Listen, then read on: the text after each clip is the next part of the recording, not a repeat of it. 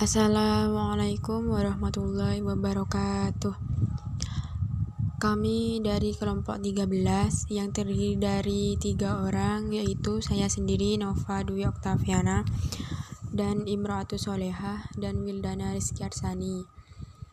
Kami di sini akan membahas tentang memahami metode modern dalam pengajaran Al-Quran atau Al-Tanzil yang diampu oleh Bunda Dr. Hajah Rusdiana Naflia MPDI.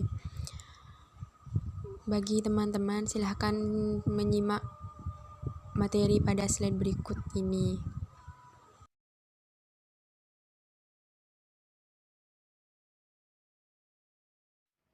Assalamualaikum warahmatullahi wabarakatuh.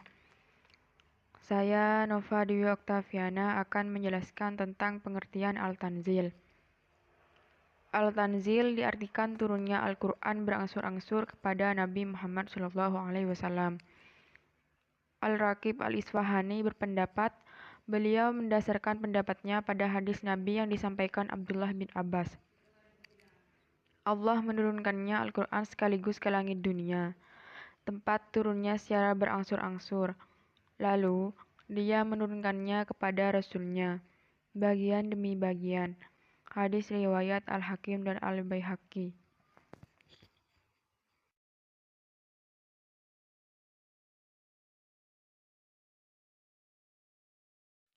Hikmah turunnya Al-Quran beransur-ansur kepada Nabi Muhammad SAW menurut mayoritas ulama.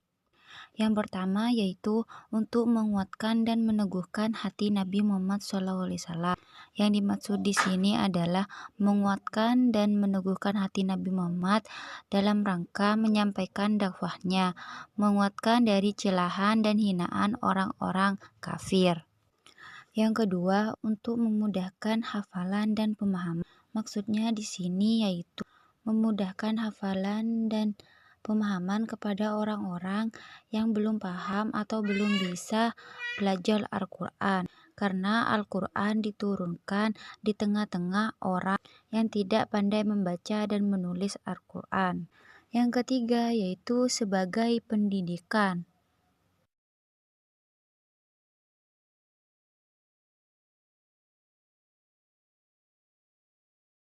Al-Tanzil di sini artinya beransur-ansur. Adapun cara mengajarkan atau mengenalkan Al-Quran pada anak, yaitu ada 3 tahap. Tahap pertama meliputi mengingatkan anak untuk berkonsentrasi. Maksudnya di sini yaitu orang tua mengingatkan kepada anak agar berkonsentrasi dan fokus pada hal-hal yang akan dipelajari dan bacaan-bacaan Arab yang akan ditelaah. B. Berdoa. Orang tua mengajak anak untuk berdoa agar diberi rahmat dan berkah dari pembelajaran tersebut, baik sebelum atau sesudah belajar Al-Quran. Yang C. Memulai pembicaraan ringan. Sebelum memulai pembelajaran Al-Quran, orang tua sebaiknya mengajak anak untuk memulai pembicaraan ringan mengenai hikmah dari ayat-ayat Al-Quran, agar nantinya anak mudah memahami ayat-ayat Al-Quran, tidak hanya bisa melafadzkan saja, tapi sedikit memahami dari Al-Quran. Tahap kedua meliputi sebaiknya melatih anak membaca Al-Quran langsung dari mushafnya. Mushaf artinya adalah ayat-ayat Al-Quran yang dikumpulkan atau dibukukan secara sistematik. B. Mengenalkan tanda-tanda waqaf dan istilah tajwid. Selama mengajarkan membaca Al-Quran pada anak, penting untuk memperkenalkan kepada anak-anak tanda-tanda waqaf dan istilah-istilah tajwid untuk memperbaiki bacaan setiap ayat, seperti mat, it'um, sukun, menebalkan huruf qalqalah, memperjelas makhraj, hamzah wasal, hamzah qata, dan lain sebagainya. C. Mendengarkan bacaan Al-Quran. Maksudnya yaitu pengajar juga sebaiknya memperdengarkan bacaan Al-Quran kepada anak lebih dari 1 kali. D. Membaca sepenggal-penggal. Maksudnya, anak diminta membaca ayat-ayat pada surat Al-Quran sepenggal-penggal secara bersama-sama lebih satu kali, agar si anak bisa lancar dalam membaca Al-Quran.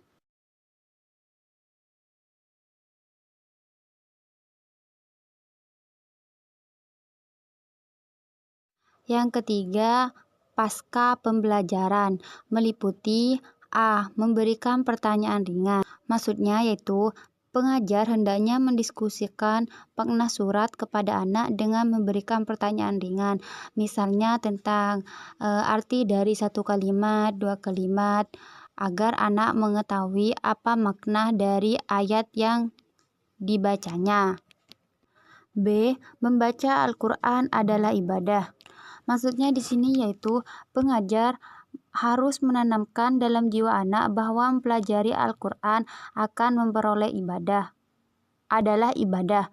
Allah akan memberikan pahala yang sangat besar bagi anak yang bersungguh-sungguh mempelajarinya dan memahami makna dari Al-Quran. C.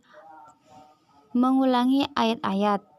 Pengajar juga sebaiknya mempunyai target pada pertemuan itu harus mengulangi ayat-ayat yang diajarkan dengan membacanya berkali-kali agar anak paham dan tidak lupa dan bisa menghafalkan Al-Quran dengan baik. D. Mengkoreksi pembacaan. Pengajar harus memperhatikan bacaan anak apakah itu sudah benar atau salah. Jika tidak dikoreksi dan ada kesalahan, nantinya akan dibawa oleh anak hingga dewasa. Jadi lebih baik mengkoreksi dan jika salah bisa dibenarkan agar nantinya tidak membawa kesalahan membaca hingga anak tersebut menjadi besar atau dewasa.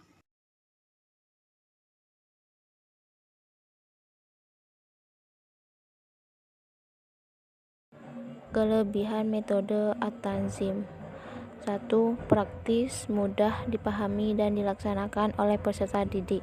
2. Peserta didik aktif dalam belajar membaca. Guru hanya menjelaskan pokok pembelajaran dan memberi contoh bacaan. 3. Peserta didik tidak merasa terbebani.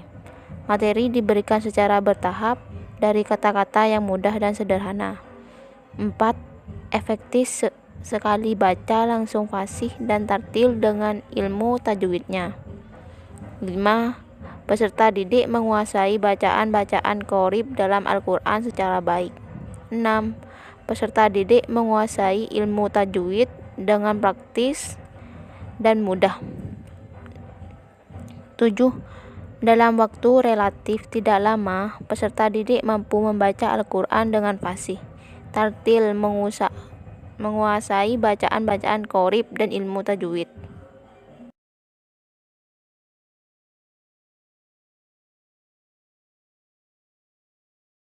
Kekurangan metode At-Tanzim. 1. Anak tidak bisa membaca dengan mengeja. 2.